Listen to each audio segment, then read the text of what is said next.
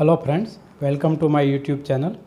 मित्रों, आज हम एफोरिज्म नंबर 19 और एफोरिज्म नंबर 20 के बारे में बात करेंगे। अगर एफोरिज्म नंबर 19 के बारे में बात करें तो जो मेडिसिन होती है उसका रोग के ऊपर क्या प्रभाव होता है, इसके बारे में एनी मैन ने हमें जानकारी दी।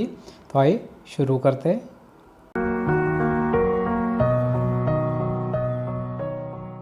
Now, as diseases are nothing more than alterations in the state of health of the healthy individual, which express themselves by morbid signs, and the cure is also only possible by a change to the healthy condition of the state of health of the diseased individual. It is very evident that medicines could never cure diseases if they did not possess the power of altering man's state of health,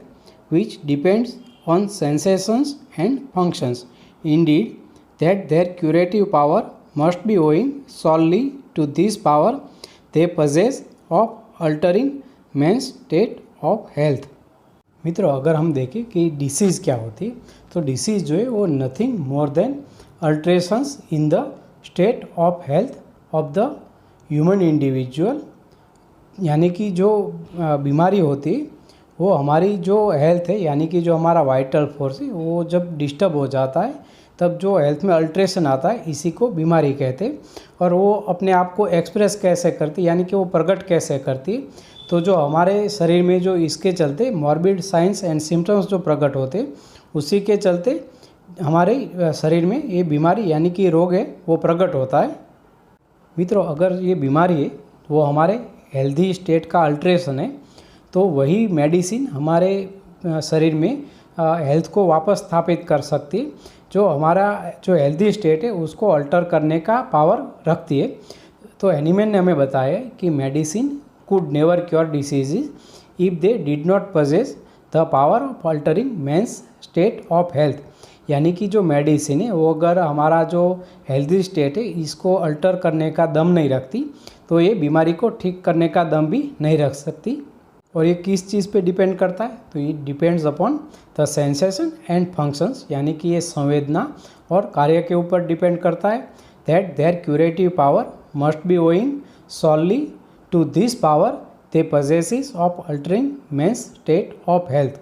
यानी कि जो हमारे शरीर में जो संवेदना और जो कार्य होते हैं उसके चलते ये जो डिसीज़ जो है वो हमारा हेल्दी जो स्टेट है उसको अल्टर करती है, उसको पुनर्स्थापित करने का काम केवल वही मेडिसिन कर सकती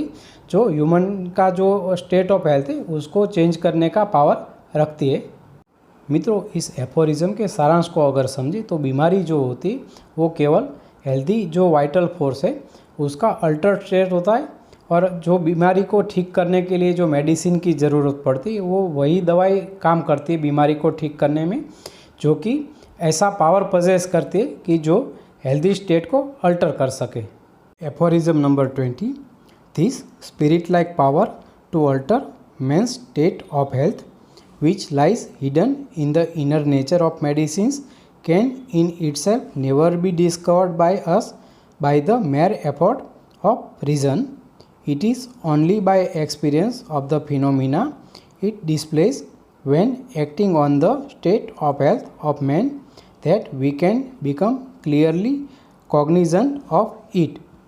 एफोरिज्म नंबर 20 में एनीमैन ने हमें औषधि की शक्ति के बारे में बताते हुए कहा है कि जो मेडिसिन है वो स्पिरिट लाइक पावर को पजेस करती है, यानी कि जो इसे वाइटल फोर्स जो होता है वो भी स्पिरिट लाइक पावर होता है। वैसे मेडिसिन के अंदर भी सूक्ष्म शक्ति निहित होती है जो कि स्पिरिट लाइक होती है, यानी कि जो हम केवल अनुभव कर सकते उसको तर्क के द्वारा सिद्ध नहीं किया जा सकता, यानी कि medicine spirit like power to alter man's state of health which lies hidden, यानी कि इसकी शक्ति निहित होती है, and can in itself never be discovered by us by mere effort of reason, यानी कि जो मेडिसिन की आंतरिक शक्ति होती है वो हमारे शरीर पर जब असर करती है तो हमें असाधारण घटना का अनुभव होता है, यानी कि हम इसे फील कर सकते हैं, लेकिन इसको मात्र तर्क के द्वारा सिद्ध हम नहीं कर सकते।